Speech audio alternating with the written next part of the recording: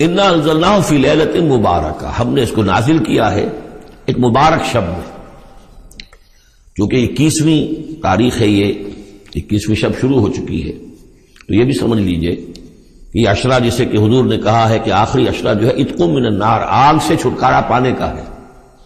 جس نے یہ عشرہ پایا زندگی میں اور پھر بھی اس کی اصل قدر نہ کی اور آگ سے چھٹکارا نہ پایا تو بڑا ہی بد نصیب ہوا۔ تو اسی میں لیلۃ القدر ہے، اور لیلۃ القدر پر ایک مکمل سورت ہے آخری پارے میں، انا انزلناہ فی لیلۃ القدر۔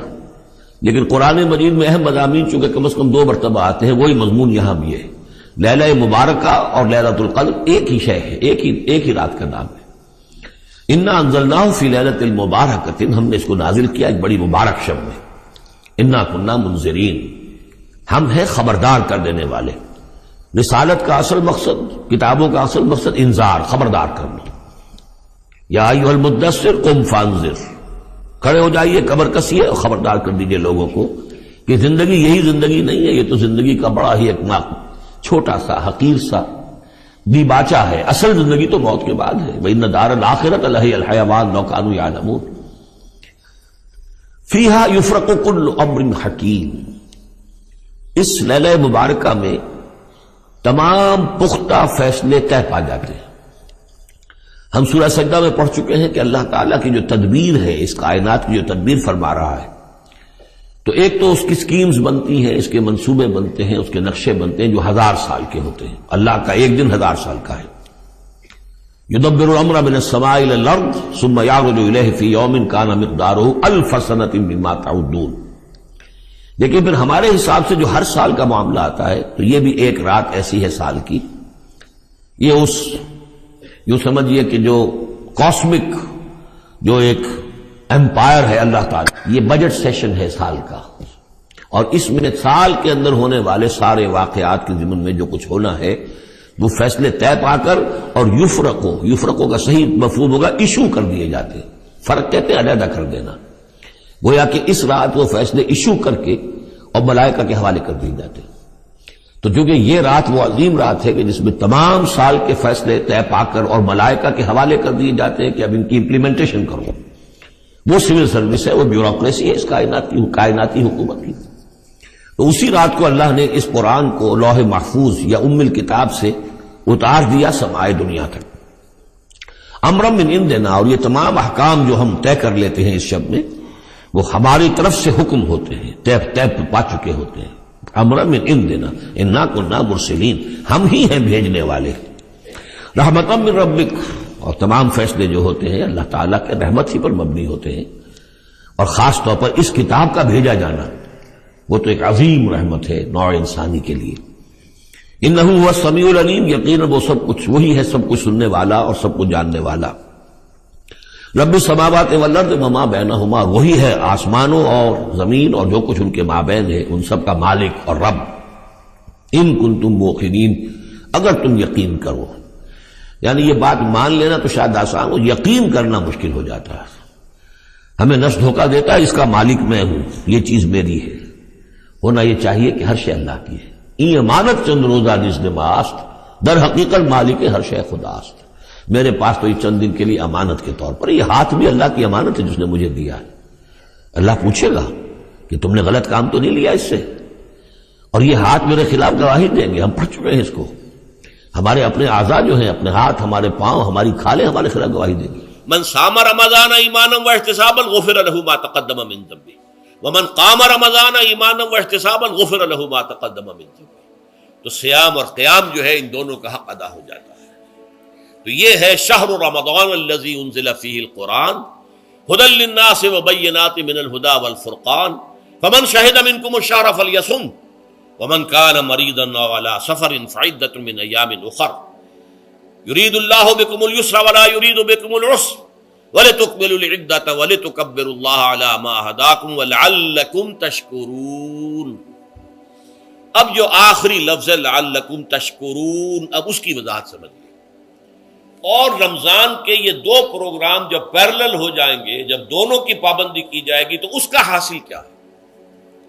اس بات کو سمجھنے کے لیے سب سے پہلے آپ اس کو سمجھیے کہ جسے ہم خودی کہہ رہے تھے، جسے ہم سیلف کہہ رہے تھے، اپنی انا کو مضبوط کرنا، سیلف کنٹرول، ایگو جو ہے وہ پوری طرح قابو یافتہ ہو ایڈ اور لیبیڈو پر، اصل میں اس سے مراد کیا ہے؟ اس پر میں نے تفصیل سے بحث کی ہے عظمت صوم نامی اپنے کتابچے میں۔ ویسے یہ ہے کہ وہ مشکل ہے، ذرا فلسفیانہ اس کا انداز ہے، لیکن یہ ہے کہ وہی باتیں آسان الفاظ میں جو دوسرا کتاب چاہے عظمت سیام و قیام رمضان مبارک، وہ آسان ہے، اگرچہ یہ دونوں بہت ہی محدود تعداد میں ہمارے پاس ہیں، لیکن یہ کہ میں نے ذکر کر دیا، جو حضرات لینا چاہیں وہ لے لیں۔ لیکن یہ ہے کہ اس میں اصل پس منظر کیا ہے؟ دیکھیے، ہمارا جو وجود ہے انسان کا، یہ کمپوزٹ ہے، مرکب ہے۔ ہمارے دو وجود ہیں جو جوڑ دیے گئے، کیسے جوڑ دیے گئے ہم نہیں جانتے، لیکن ہے دو وجود۔ ایک وجود حیوانی ہے، میں نے عرض کیا تھا پہلے ہی، ہر انسان ایک حیوان بھی ہے مکمل، سارے حیوانی تقاضے ہمارے اندر بھی ہیں، لیکن حیوان اور انسان میں بنیادی فرق یہ ہے کہ انسان کا جو اصل وجود ہے وہ روحانی ہے۔ اس روحانی وجود کی وجہ سے انسان کا وہ مقام ہوا کہ تمام فرشتوں کو اس کو سجدہ کرنے کا حکم دیا گیا۔ فَإِذَا سَوَّيْتُهُ وَنَفَخْتُ فِيهِ مِن رُوحِي فَقَعُوا لَهُ سَاجِدِينَ۔ فرشتوں سے کہہ دیا گیا تھا کہ میں ایک بشر پیدا کرنے والا ہوں مٹی سے، جب میں اسے پیدا کر لوں اور اس کی ناک پلک سنوار دوں، دو پلک درست کر دوں، تو پھر اس کے سامنے اور اس میں اپنی روح میں سے پھونک دوں تو گر پڑنا اس کے سامنے سجدے۔ حیوان انسان اور انسان روحانی، یہ دونوں مل کر اب آدم بنے ہیں۔ نمبر دو، اس حیوان انسان کا وجود زمین سے ہے، مٹی سے پیدا کی، مٹی سے، گارے سے، تین لازم سے، چپچکانے والے گارے سے، وہ جس میں کہ بدبو پیدا ہو جائے، یہ ساری باتیں کہی گئی ہیں، اور سائنس بھی کہتی ہے مٹی سے پیدا ہوئے۔ کیسے پیدا ہوئے اس میں اختلاف ہے، لیکن یہ کہ ہے مٹی ہماری اوریجن، قرآن بھی کہتا ہے اور سائنس بھی کہتی ہے۔ اور ہمارے وجود کو جب وہ تھک جائے، مزمحل ہو جائے، اس کی انرجی کم ہو جائے، تو اس کے لیے جو غذا ہے، جو تقویت ہے، وہ بھی ساری زمین سے آ رہی ہے۔ آپ نے پھل کھائے، آپ نے گندم کھائی، آپ نے چاول کہاں سے آ رہے؟ اچھا، بکری کا گوشت کھایا تو بکری کا گوشت کس چیز سے بنا ہے؟ اس نے گھاس کھائی ہے، اس نے پتے کھائے ہیں، وہیں سے تو بنا ہے نا۔ الٹیمیٹ سورس آپ کے وجود حیوانی کے لیے جو آ رہی ہے وہ زمین ہے۔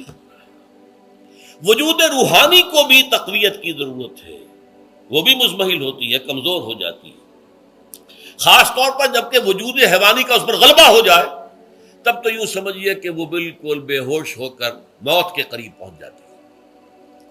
اس کی تقویت، اس کی غذا وہیں سے آئی ہے جہاں سے روح آئی ہے، وہ کلام ربانی ہے، روح ربانی۔ نفخت فیہ من روحی، من روحی، من روحی، میں پھونک دوں اس میں اپنی روح میں سے۔ روح کا تعلق ذات باری تعالیٰ کے ساتھ ہے۔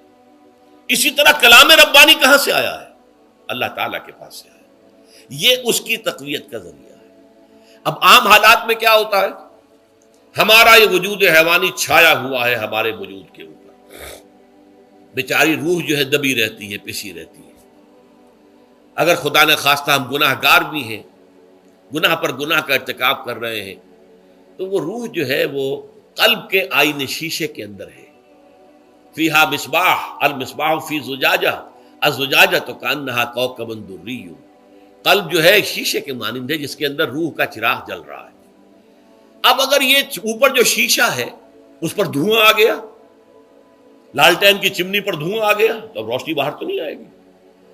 اگر انسان گناہ کرتا ہے تو قلب پر رین، زنگ آ جاتا ہے، یا حضور نے فرمایا ایک داغ لگ جاتا ہے، اور گناہ کرتا ہے اور داغ لگتا ہے، اور گناہ کرتا ہے اور داغ، یہاں تک کہ بالآخر پورا قلب سیاہ ہو جاتا ہے۔ اب وہ روح اندر بند ہو گئی، وہ دفن ہو گئی۔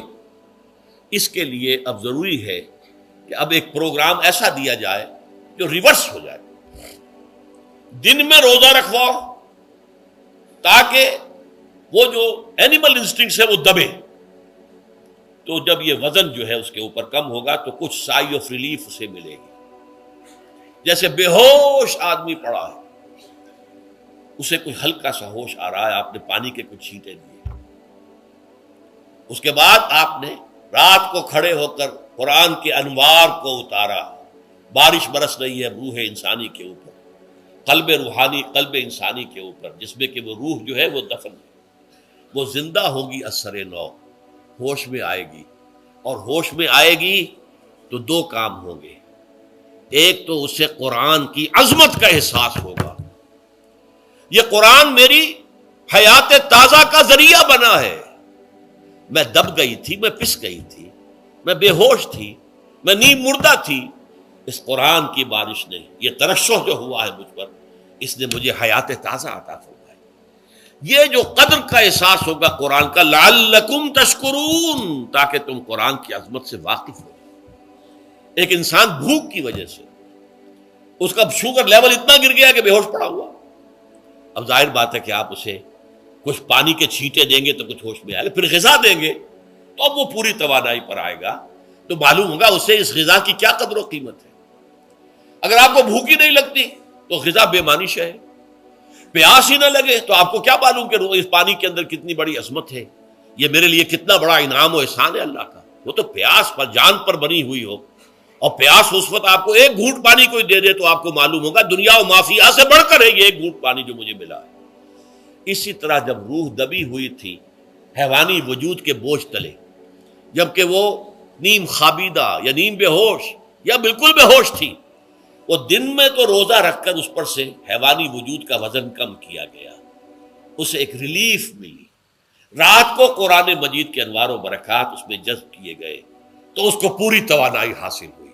اس پوری توانائی کا پہلا نتیجہ تشکر، قرآن کا شکر، الحمدللہ الذی انزل علی عبدہ الکتاب ولم یجعل لہ عوجا، پھر وہ قلب کی گہرائیوں سے نکلے گا۔ سارا شکر اس اللہ کے لیے جس نے اپنے بندے پر صلی اللہ علیہ وسلم کتاب نازل کی اور اس میں کوئی کجی نہیں رکھی، کسی طرح کی ایچ پیچ نہیں۔ یا تبارک الذی نزل الفرقان علی عبدہ لیکون للعالمین نصیرا، بڑی بابرکت ہے وہ ذات جس نے اپنے بندے پر فرقان نازل فرمایا تاکہ وہ تمام جہان والوں کے لیے نذیر اور خبردار کرنے والا بن جائے۔ یہ قرآن کی عظمت کا احساس، اور ظاہر بات ہے جس قدر کسی نعمت کی قدر و قیمت کا احساس ہوگا اسی قدر تو آپ شکر ادا کریں گے۔ اگر آپ نے کسی بچے کے ہاتھ پر ہیرا رکھ دیا، اسے کیا پتا یہ ہیرا کس بلا کا نام ہوتا ہے، وہ سمجھے گا کانچ کا ٹکڑا ہے۔ لیکن اگر کوئی واقعتاً کو جوہر شناس ہو، جوہری ہو، اس کو آپ ہیرا دیں گے تو اسے معلوم ہے کہ مجھے کیا چیز دی گئی ہے۔ اس کے اندر جو شکر پیدا ہوگا وہ اس بچے کے اندر تو نہیں پیدا ہو سکتا جسے معلوم ہی نہیں۔ تو قرآن مجید کی اصل عظمت سے انسان واقف کب ہوگا؟ جبکہ اس کے ذریعے سے اس کی روح کو ایک حیات تازہ مل جائے، اور اس طرح وہ پروگرام ریورس ہو جائے جو عام طور پر چل رہا تھا، ساری توجہ اپنے جسم پر، اس کے تقاضوں پر۔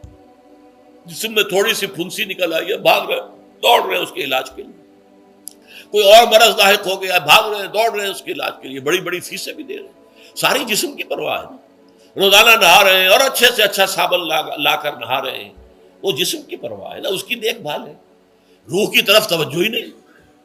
یہ ہے وہ بات جو کہی گئی ہے سورہ حشر میں، اور جسے علامہ اقبال نے پھر اپنے فلسفہ خودی کی اساس اور سورس قرار دیا ہے، وَلَا تَكُونُوا كَالَّذِينَ نَسُوا اللَّهَ فَأَنسَاهُمْ أَنفُسَهُمْ أُولَٰئِكَ هُمُ الْفَاسِقُونَ۔ دیکھو اے مسلمانوں، ان لوگوں کے مانند نہ ہو جانا جنہوں نے اللہ کو بھلا دیا تو اللہ نے انہیں اپنے آپ سے غافل کر دیا، اور یہی لوگ فاسق و فاجر ہیں۔